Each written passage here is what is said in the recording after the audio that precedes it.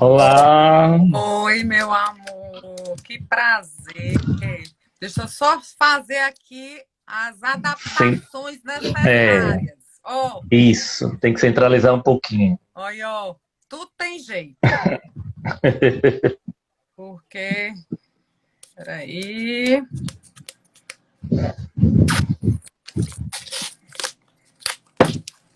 as adaptações aqui tecnológicas, Clarissa Brito. Melhorou? Tá ótima, Peraí. luminosa como sempre. Oh, que nada. Peraí, acho que deu certo. Então, vai ficar para o video show, né? Tá aí, né? Uhum. Pronto. Pera, pera. Deu uma cortadinha no som agora.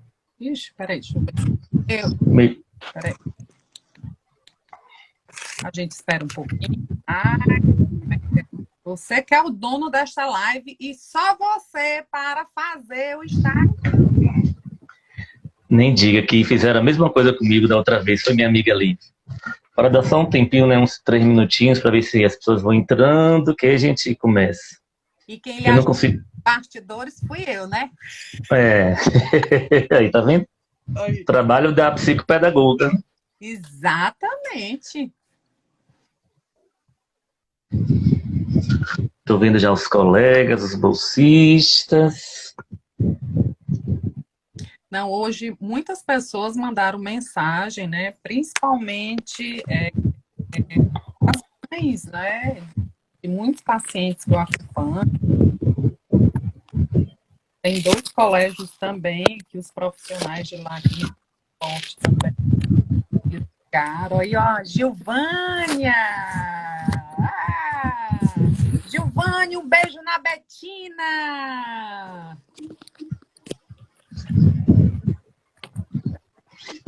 Eu acho que a gente pode começar, né? Que a gente tem nosso horário, você também tem que. As outras horas tem compromisso ou quer dar mais um tempinho? Quer dizer, as pessoas não devem estar sabendo onde entrar, né? Porque É, mesmo que a gente colocasse lá grupo espia, eu também estou meio novo nas lives. é a minha primeira. Vão me perdoando. Ó, e tu tá com cara de. Tá cortando um pouquinho o teu áudio, viu? Não sei. Por isso que eu tava com fone de ouvido, saber o microfone, isso facilita. Vou colocar. Calma aí.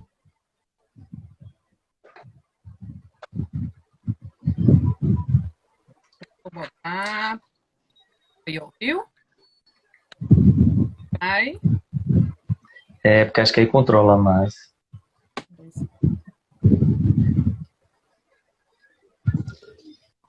Minha sobrinha adolescente que me deu ideia, bota luz, Tito. Você vai botar a luz, vai ficar bem iluminado o seu rosto, a sua luz, você tem seu abajur. Eu falei, Aí.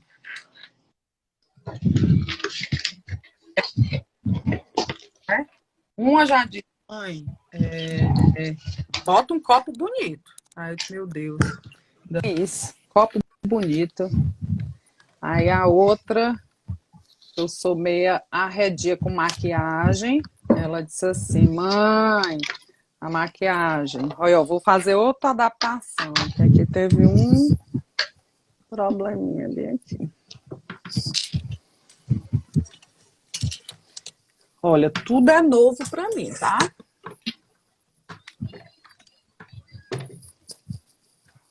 Olha, cara feia aí. Peraí. É o tempo de ir entrando. professor Carlos Vieira, o coordenador do nosso curso, prestigiando. Já vi vários bolsistas aí, fiéis escudeiros. Uma coisa Os colegas boa, disseram que vem também. É bom de ter esses parceiros, né? Da vida, né? eu acho. E nesse tempo foi que fizeram essas aproximações, as verdadeiras, serem mais proveitosas, né? Exatamente. Peraí, meu amor, que eu estou com problema de adaptação depois deste negócio aqui. Mas peraí, vai dar E se certo. você virar ao contrário, ele vai. Se você virar ao contrário, ele acaba se ajustando. Não, porque aí eu vou ficar Não assim. vira, não? Ah, é. Porque não vira o meu, né? Vai dar certo, amorzinho. Já. Luciana também acho que é psicopedagoga, se não, então, educadora social. Ela trabalha no abrigo, tá aqui, ó.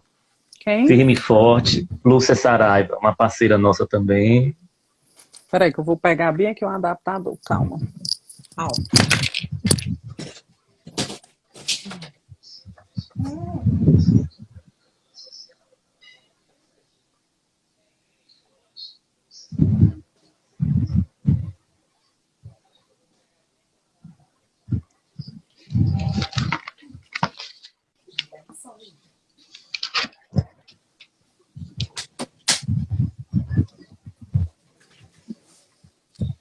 Eu até digo que eu sou uma pessoa que a tecnologia me atrapalha um pouco, sabe?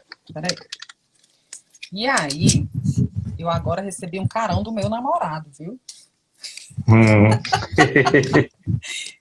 Peraí. Peraí, só um pouquinho. Professor Matheus Piton. Adaptações necessárias. A nossa referência de produção científica, lá na nossa universidade, é o professor Matheus Piton. Jada é professor de matemática. Peça desculpas bem aí, que é cena do próximo capítulo. Explique que é a minha primeira. Então, eu nunca fiz. Tenho até uma amiga que daqui a pouco ela vai entrar, que ela briga muito comigo, que diz que já era para eu ter feito.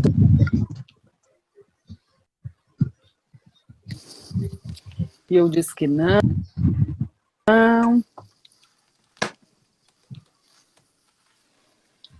Aí.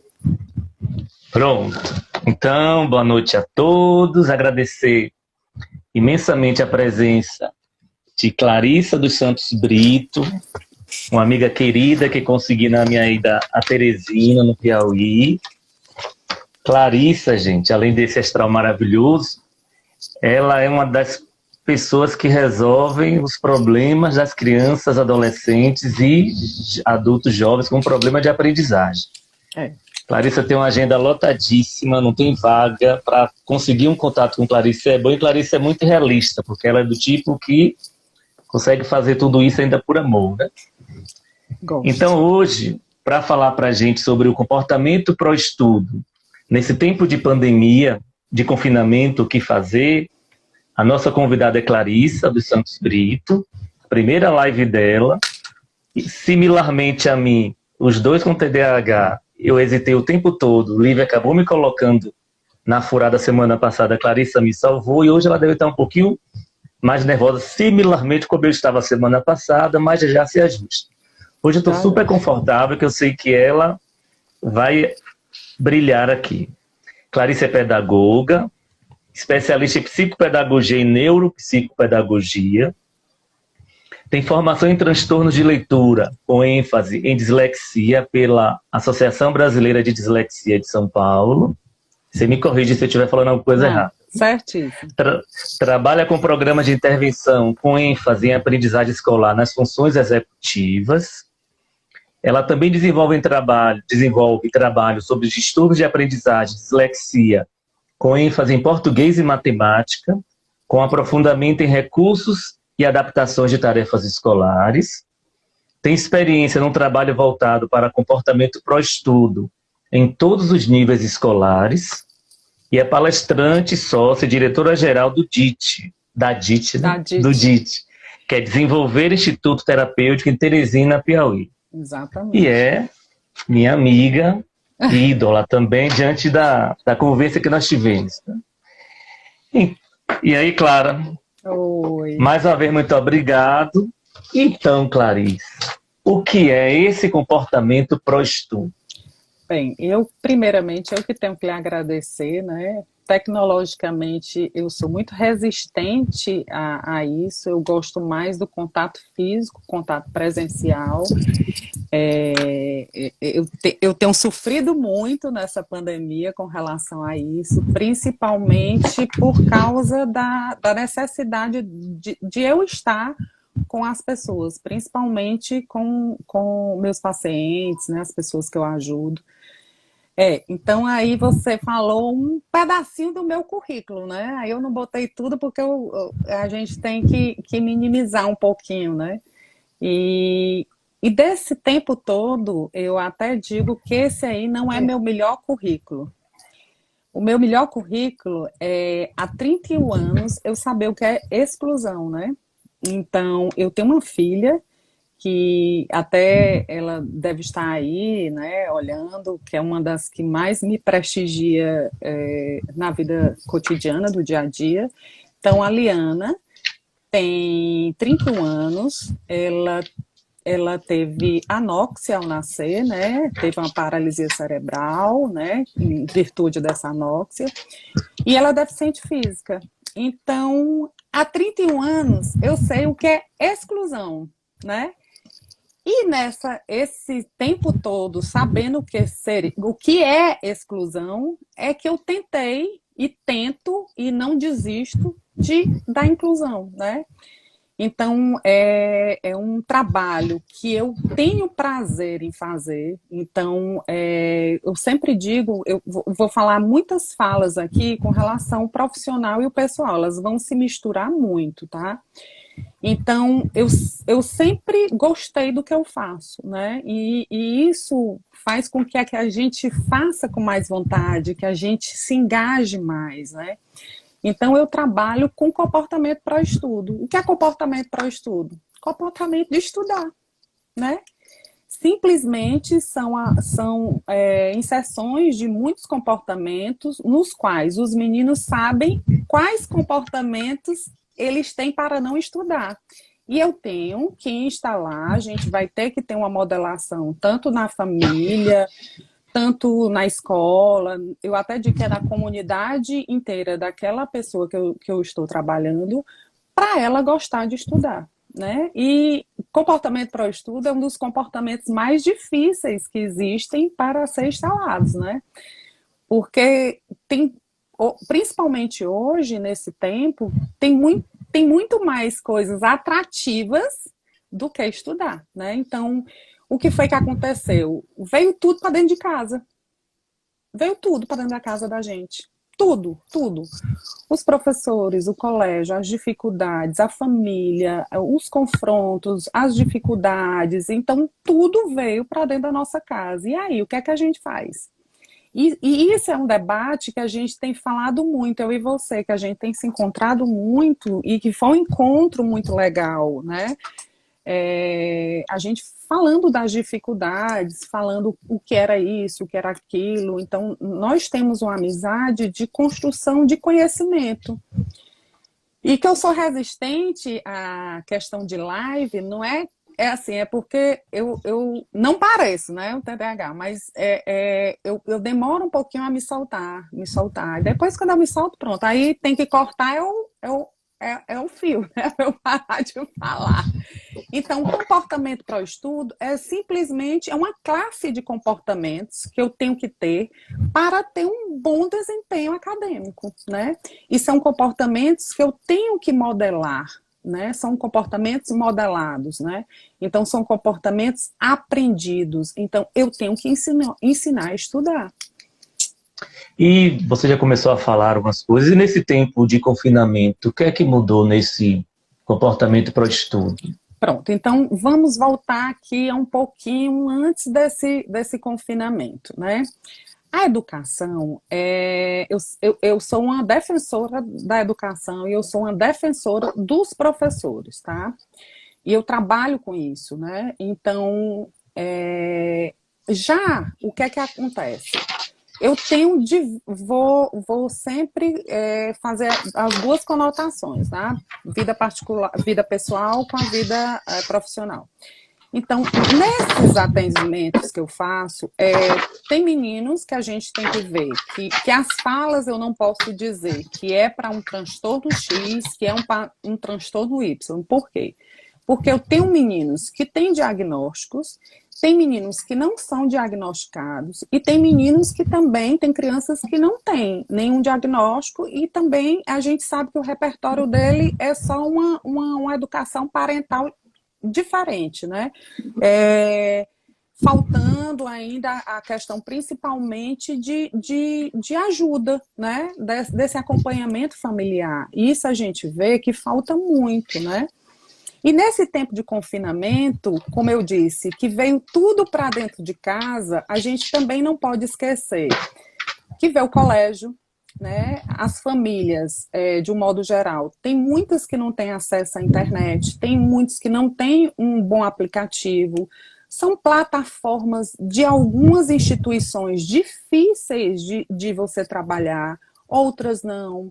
Né? São modalidades que as pessoas não estavam preparadas, ninguém estava. Né? Eu, inclusive, eu ainda tive um tempo para eu assimilar, eu tive esse tempo mesmo. Disse, poxa, isso aqui vai acabar já já, então eu vou dar um tempo para a gente ver como é que a gente vai fazer. E esse tempo eu vi que não estava dando, então eu tinha que ir atrás das tecnologias, ir atrás de aprimoramento, atrás de estudar. Então, eu tinha um contexto, antes da pandemia, em um consultório, com todos os meus aparatos que eu precisaria estavam lá, mas agora, pela questão principalmente que são aulas remotas, né, que a LDB ela não previa isso, mas ela autorizou a educação à distância. Então, a gente tem que aprender, né? E esse tempo de confinamento, existe a resistência, né? Primeiro começou com as incertezas. Foram férias escolares, né? Depois não eram mais férias, era um recesso. E aí nós estamos nos adaptando sempre. Inclusive, saiu a nota do Enem que já mudou, né? É o Enem seriado, né? Então, a gente tem que estar sempre nessa reciclagem, né? nesse aprimoramento, né? E nesse confinamento, o que foi ainda pior? O nível de ansiedade. Né? Então, todos nós, eu até digo, pouquíssimas pessoas, a falta de dopamina está gigantesca, né? Que é um neurotransmissor que ele potencializa ainda mais a ansiedade. E a ansiedade é principalmente pela incerteza do que está acontecendo, do que vai acontecer, né? Então, o que é que a gente pode fazer? A gente podemos fazer uma atividade X, mas a próxima semana já muda totalmente. Então, essa incerteza é que está causando ainda mais a insegurança e o nível de ansiedade maior. E aí, eu sempre pergunto, César, e as crianças que não têm autocontrole, comportamento inibitório? E as crianças que nem se deram conta ainda, né, com pouca idade, 5, 6 anos, né, que talvez não dimensiona ainda essa questão e estão confinadas, né, em casa com os pais. Você me lembrou uma coisa importante, falou da insegurança, do temor. O que nós notamos nos alunos do ensino superior, os meus, é um clima de certa apatia, né, insegurança, né. Uhum. Eu estou estudando para quê? Será que vai estudar? E depois, já que a odontologia está colocada no topo do risco, né, na cadeia de contaminação. Uhum. A minha sobrinha tem 17 anos, está se preparando para fazer o Enem, né? Certo. Ela falou, Tito, o ano foi perdido, eu perdi o ano, né? Aí eu pergunto para você, o ano de aprendizado foi perdido? O professor Jada, de matemática, tem uma pergunta no chat, anotei, viu, Jada? Depois eu vou fazer, no finalzinho eu sigo. Falando das dificuldades até de estar dando aula, ministrando aula online, tem uma situação muito inusitada online que você talvez não consiga resolver, de um aluno dizer que vai se matar. E aí a gente vai falar disso depois, quando ele estiver falando. Eu me pergunto, O ano foi perdido, que ela falou para mim, Tito, eu preciso fazer um CPA, eu preciso terminar o segundo grau, porque eu falei, Nath, mas você está igual a todo mundo. Então, ele pergunta, o ano foi perdido? O ano de aprendizado foi perdido? Não, nada foi perdido. A gente, eu até digo, a gente não perde um dia. Imagine um ano, né? E já foram 6 meses, já estamos entrando, já estamos em setembro, já está outubro, né? Então vamos lá. O ano não foi perdido, né? Tanto é que as escolas não pararam, né?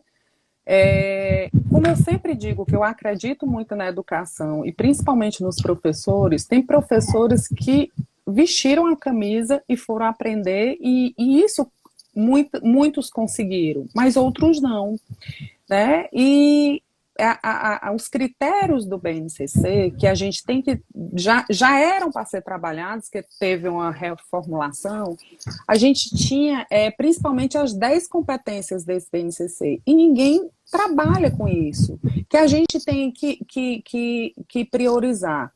São várias competências, conhecimento, pensamento científico, repertório cultural, a comunicação, que é a que mais faltou agora nesse tempo de pandemia, foi a comunicação em sala de aula, nível tecnológico, que ninguém usava, né?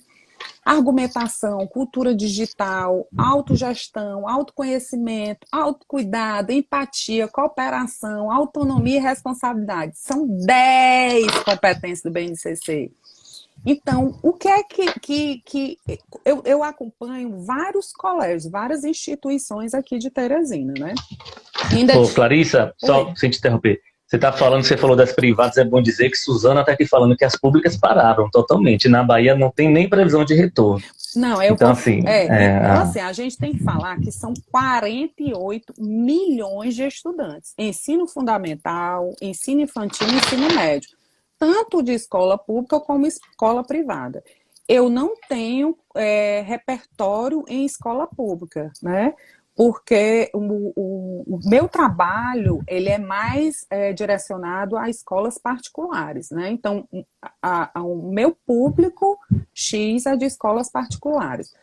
Lógico que tem nível de estado, muito colégio que não voltou, nível de município também não voltou, e a questão, como eu falei no começo, questão de internet, acesso à tecnologia, você não tem um aparelho digital, você não tem estrutura para conseguir aquele avanço. E aí, conhecimento para mudar técnica, né? Eu não sei dar aula online, nunca dei aula. Como é que eu vou fazer? Vou me capacitar para poder ministrar conteúdo online. Então, assim, os repertórios são variados, né? A questão da educação, ela está sucateada. Não tem para onde a gente correr e dizer, tá bem. Não tá bem, né? Só que esse tempo de confinamento, ela deu um tempo já. Nós estamos o quê? Até a gente conversou sobre isso ontem, né? Nós estamos com 6 meses. Nesses 6 meses, eu tenho que arregaçar as mangas. O carro não parou, ele continuou. E eu tenho que buscar, de todas as formas, a melhor maneira das crianças aprenderem, né? Então, voltando à sua pergunta, o ano não está perdido? Tá, não. Eu não acho que esteja perdido. Para muitas pessoas vai estar devendo, a gente observando a questão de acessibilidade, né? Acessibilidade, aquela nova modalidade, tem muita gente que não tem. Né? Então, eu não posso pontuar, ele tem, eu não tenho, mas é um nível que é alarmante, né? Tem um menino que até apareceu nas mídias, que depois ele ganhou, a família fez um localzinho para ele aprender, para ele ter acesso às aulas. Então, cada ponto, cada família é um ponto diferente, né? A gente tem que fazer essas avaliações. Mas eu sempre acho e sempre vou acreditar na educação. O ano não acabou, o ano a gente tem que dar continuidade, né? Aí você falou que não está perdido esse ano. algumas competências básicas precisam ser adquiridas, né, para você seguir adiante, mas que ano que vem isso vai ter que correr atrás do prejuízo, que vai ter que fazer o que tem para o ano que vem com o que ficou desse ano, né? Então assim, o ano ele não está cancelado, certo? O bonde andou. Cada série, aí eu não vou citar cada série ela tem um pré-requisito. Então vamos lá. Uma criança do 4º ano, ela tem que adquirir alguns pré-requisitos para eu poder passar para o próximo ano, ok? Só que a questão do PPP, que é a questão do que a gente faz, o currículo, né? Então, cada currículo desse é feito com as prioridades, mas são colocadas mais de outra série, ok? Sendo que o Piauí é um dos estados que tem o maior nível questão de educação, né? Tanto é que tem aqueles rankings que aparecem colégios aqui que está em primeiro lugar. Então, assim, se eu tenho esses pré-requisitos dessa série, eu preciso desses pré-requisitos para eu poder avançar em outra série, sabendo que esse ano é diferenciado, o que é que vai acontecer no próximo ano? Eu espero que apareça a vacina e tenha mais estudos, que eu tenho certeza que vai aparecer. Então, os pré-requisitos desse ano, que é do próximo ano, eles não vão esquecer desse anterior, né? Eles vão conter desse e mais o outro. É assim que eu vejo e é assim que eu estou trabalhando e é assim que eu estou sempre falando com todas as pessoas que eu trabalho com educação. Então, se esse ano é difícil, o outro ano será mais, né? E diante disso, Clarice, o que é que a psicopedagogia, a pedagogia podem fazer para ajudar nesse comportamento? Como sua atuação pode ajudar nesse contexto? Pronto. A psicopedagogia, ela estuda principalmente as dificuldades de aprendizado, né?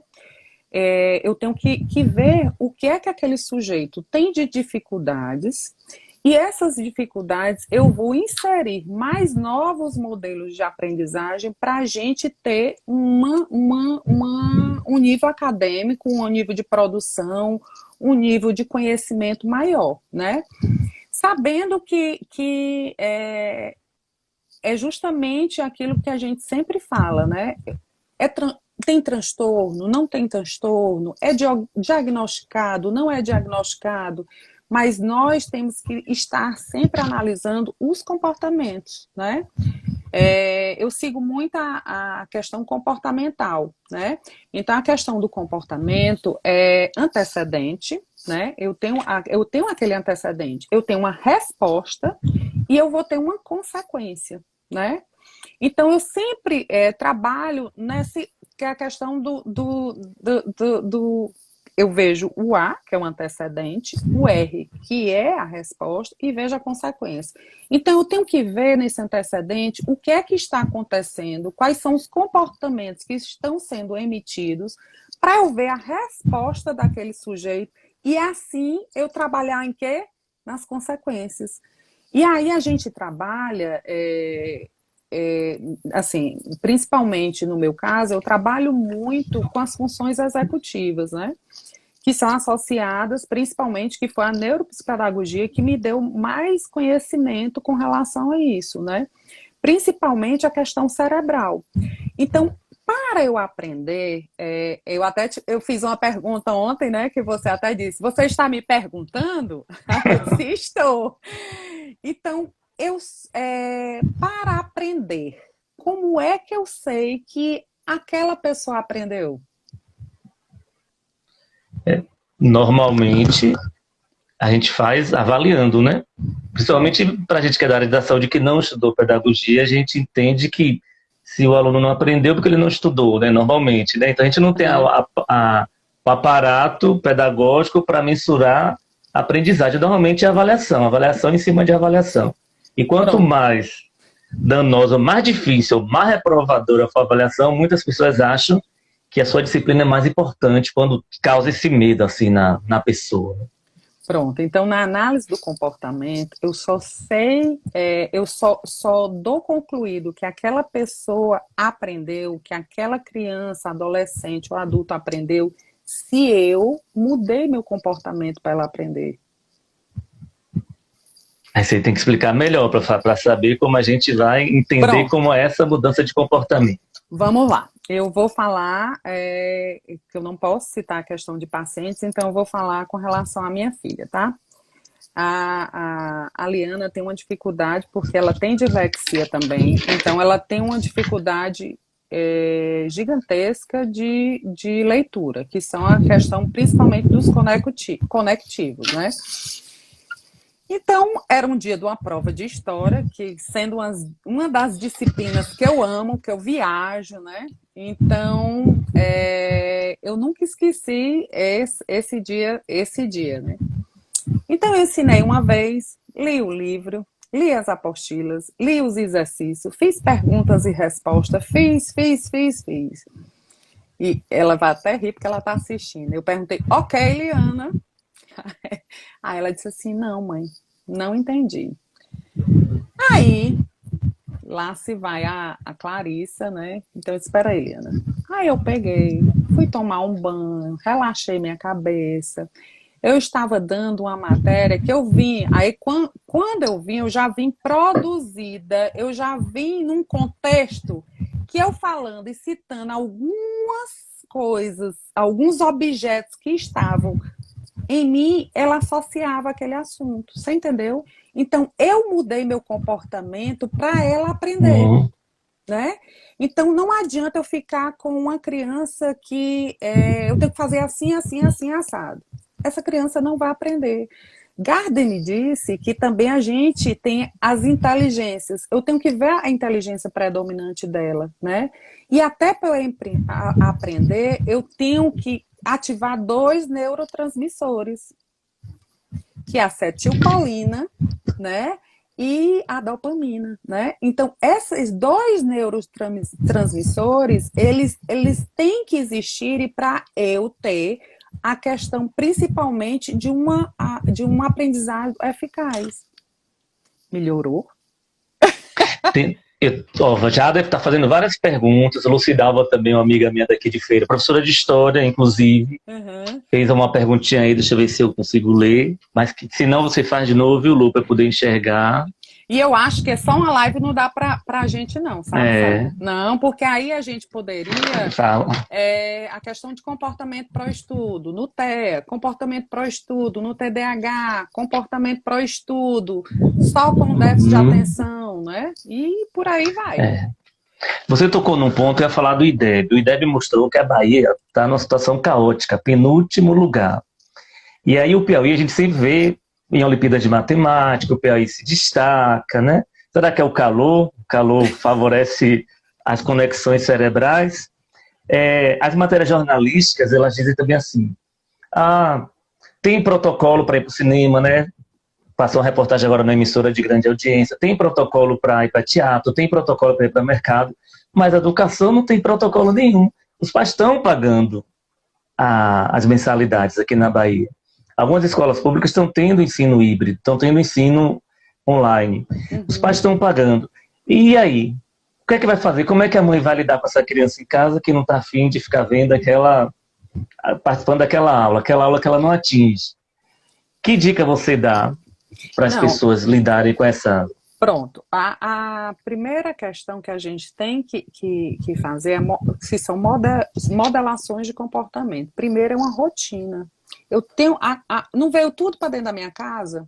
Então, aquela pessoa, aquela criança, aquele adolescente, aquele indivíduo que tem que estudar, primeiro, ela tem que ter uma rotina, né?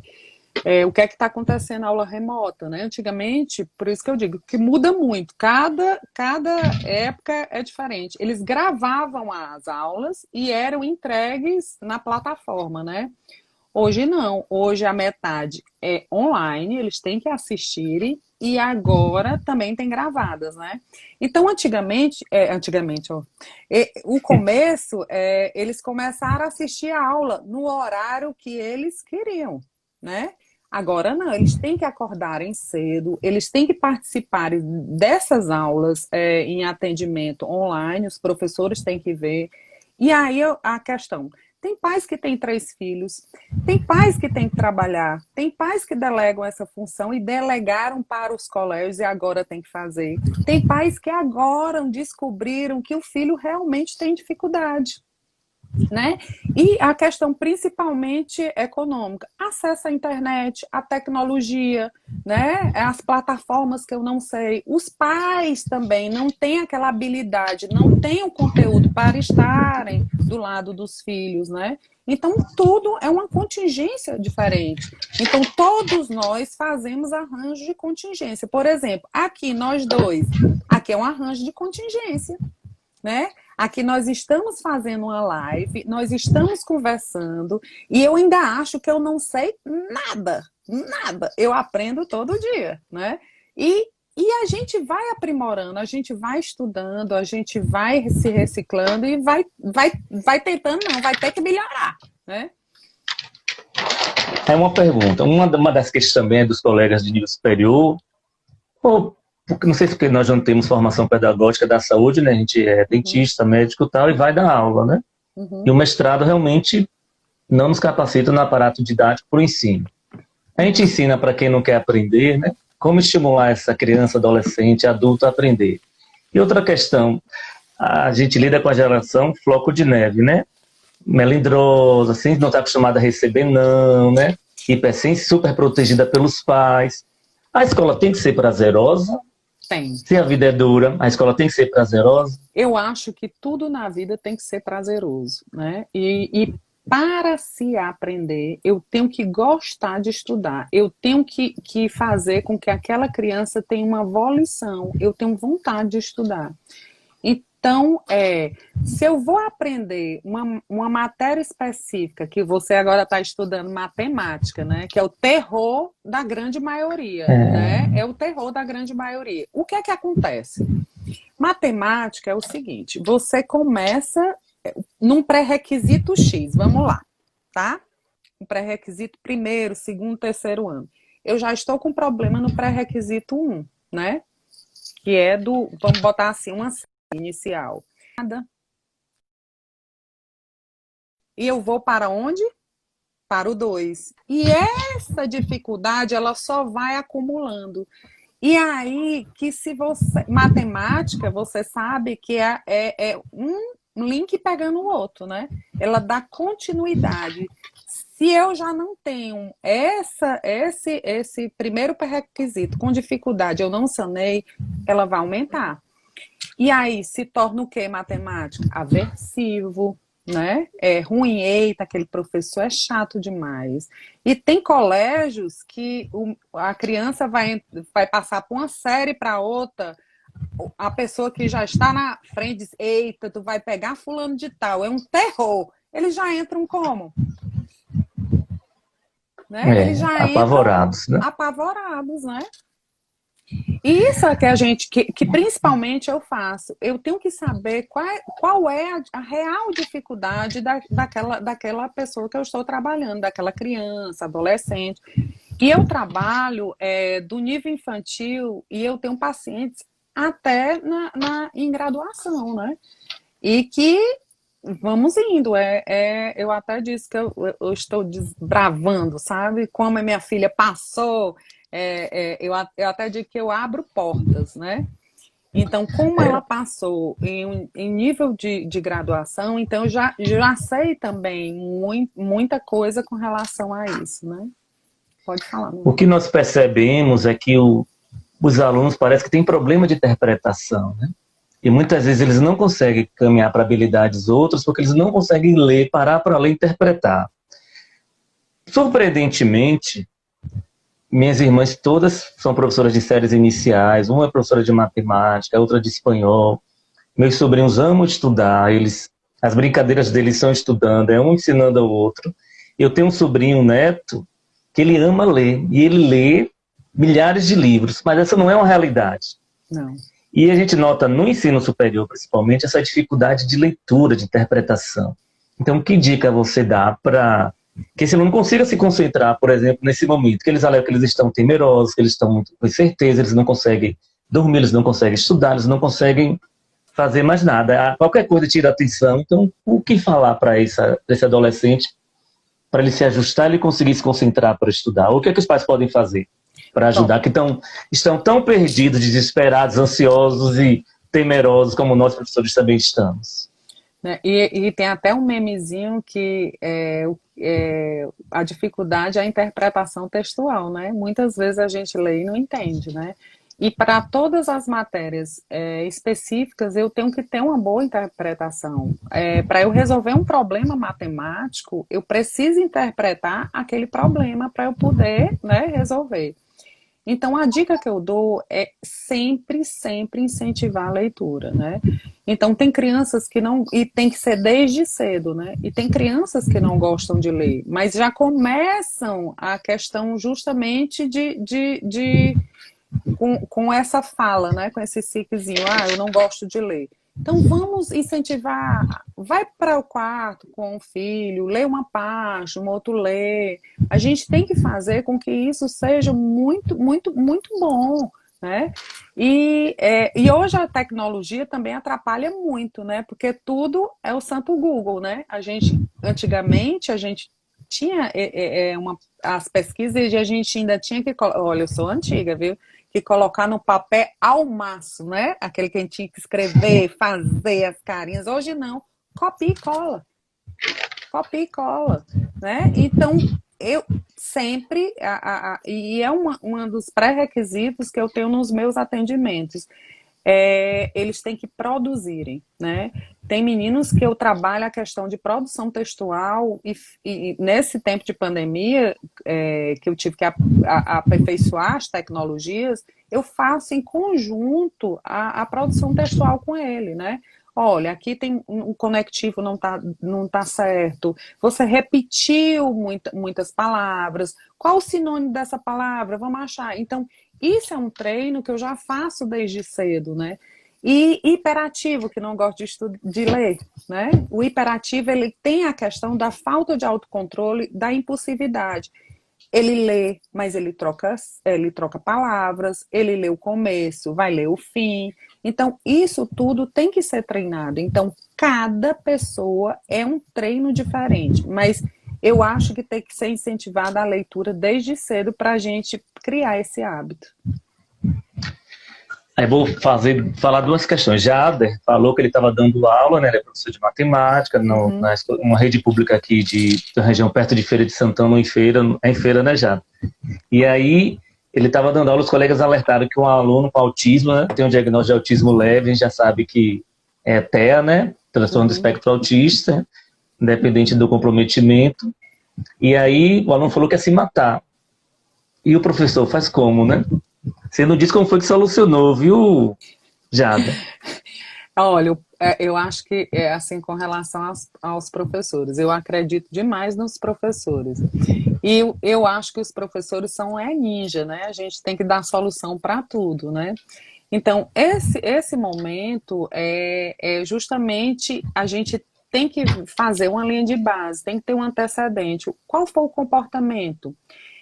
Se eu sou TEA, eu tenho que estar sempre em alerta, na prevenção. Quais são os comportamentos que esse indivíduo sempre remete quando tem tais atividades, entendeu? Então, eu tenho que conhecer o aluno, né?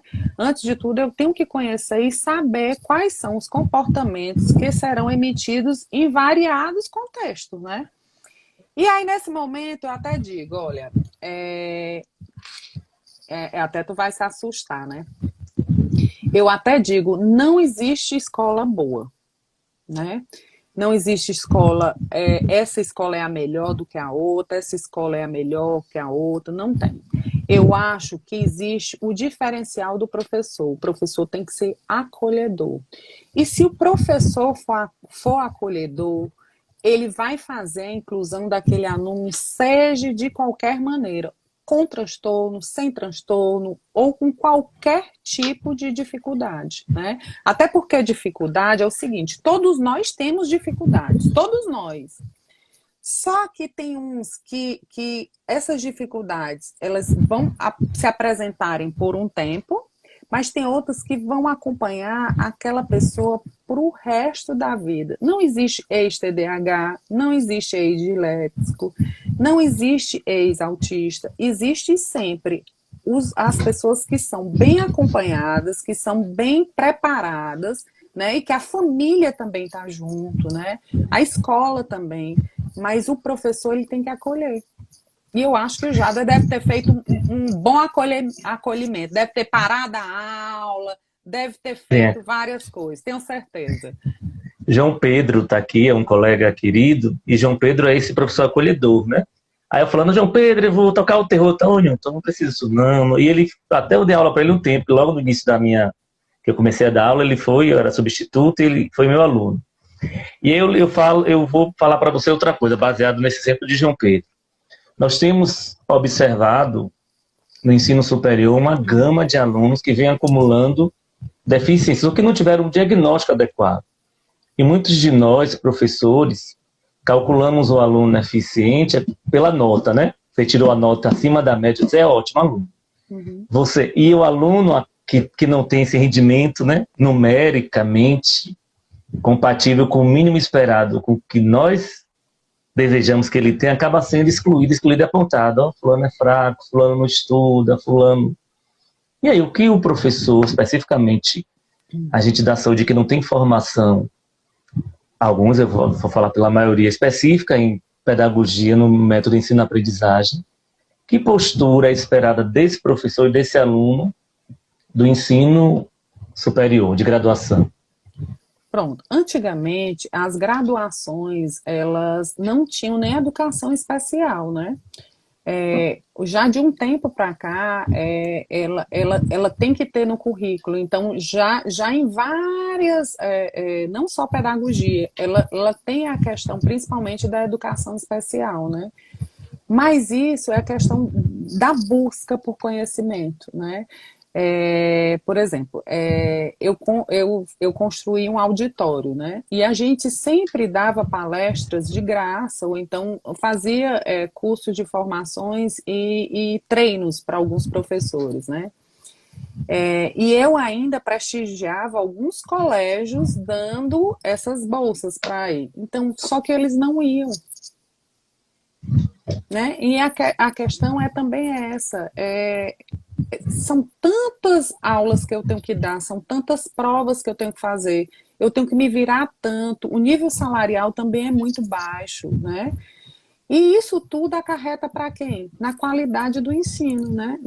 A questão principalmente do lado profissional. Mas eu acho, assim, a meu ver, que as pessoas têm que procurar e sempre estar se aprimorando, né? Até a tecnologia ajuda muito. Hoje eu fiz um pós todo online, então eu não tive dificuldade com relação à questão de aula remota, né? E tem isso o tempo todo. E tem vários aperfeiçoamentos,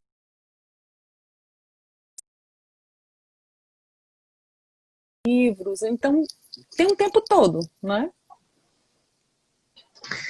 E aí, que dica, estamos chegando quase ao finalzinho, né? Que você pode passar para quem está assistindo a nossa live para que esse comportamento pró-estudo aconteça.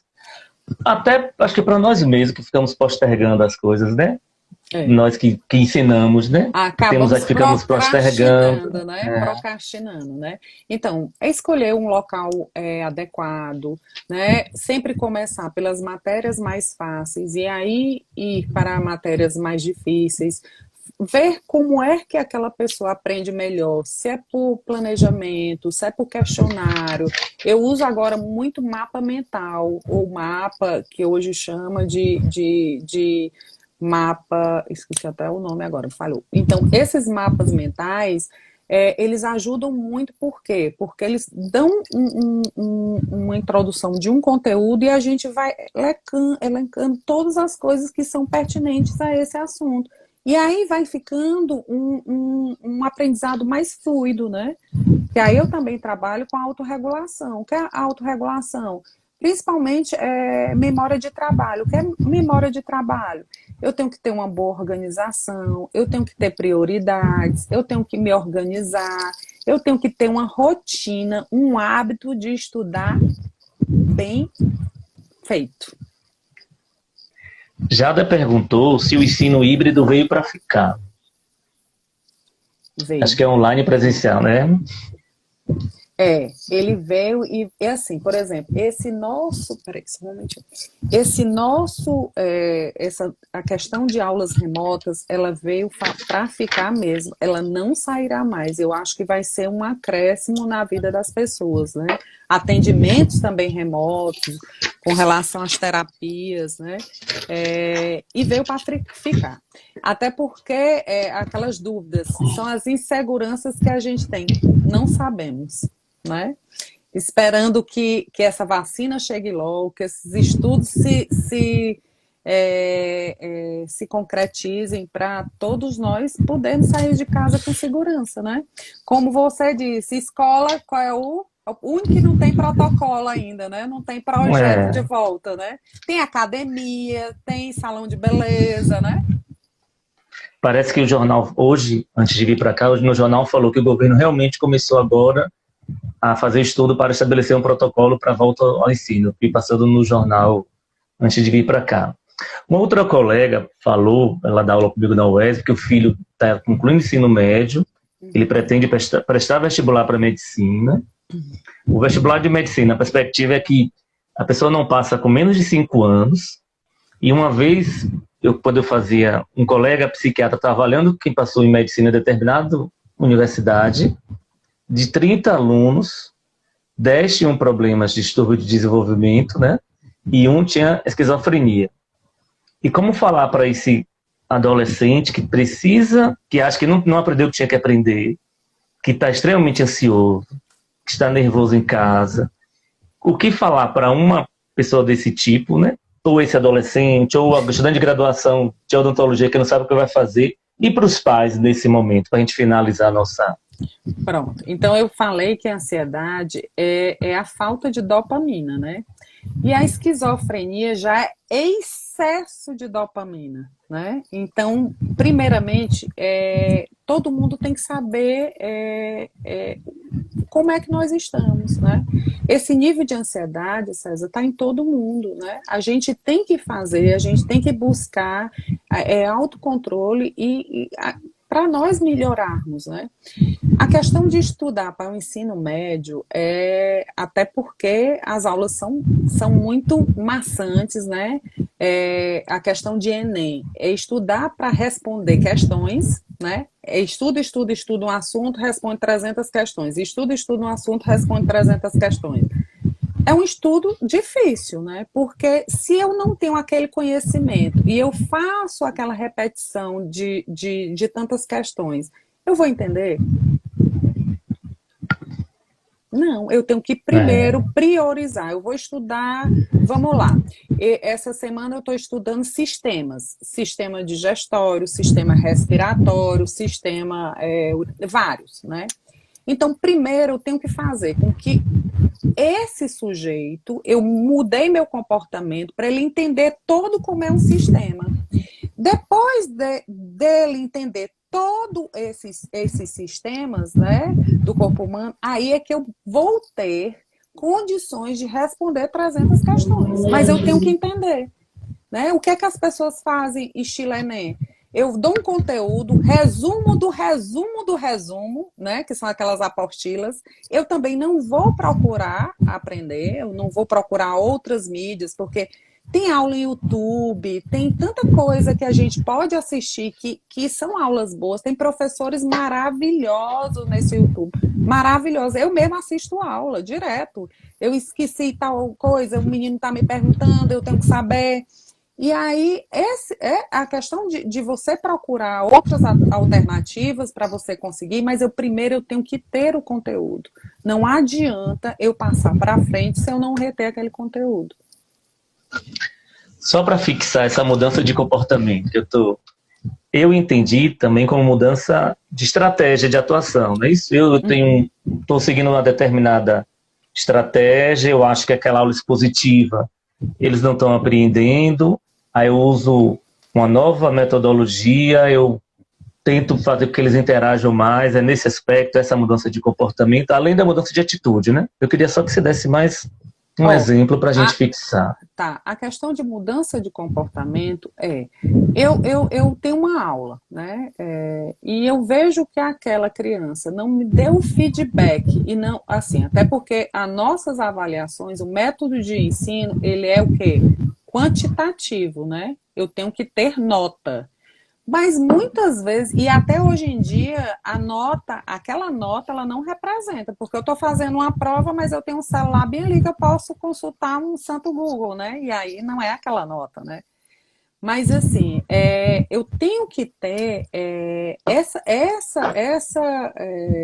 como é que eu vou te dizer? Essa mudança de postura do feedback que eu estou recebendo dos meus alunos, né? Então, eu tenho que saber se eles estão sabendo, com perguntas em sala de aula, colocando, eu acho que deve ser inserida a questão principalmente de trabalhos com o grupo, como é que a gente vai fazer, porque aí acaba trabalhando heterorregulação de eu trabalhar com os pares, né? Por exemplo, quando você é professor de uma certa instituição que a gente tem reunião de grupo, fulano, tu entrega isso, tu entrega aquilo. Muitos entregam num dia, outros não. E sabendo que aquele ciclo de provas, aquele ciclo de revisão depende de todas as disciplinas. Você está entendendo? É um conjunto todo. Mas saber se o meu aluno, se o meu paciente, se o meu amigo aprendeu, é o feedback, né? Como nós tivemos, né? Você me perguntou, eu mandei algumas coisas para você ler, depois eu disse assim, tem um tempo para a gente conversar e dialogar? Então, isso faz com que fixe o conhecimento, que fixe aquela aprendizagem. Então, é porque é muita coisa para pouco tempo, né? E o momento é melindroso, né?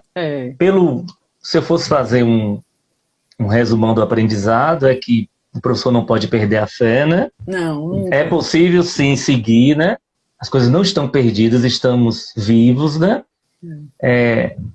Ressignificados, né? Porque o momento é crucial para todos, tá? Uhum. Eu posso estar aqui com minha putz maravilhosa, mas eu também estou muito preocupado com a vida, sentindo falta do contato com os alunos.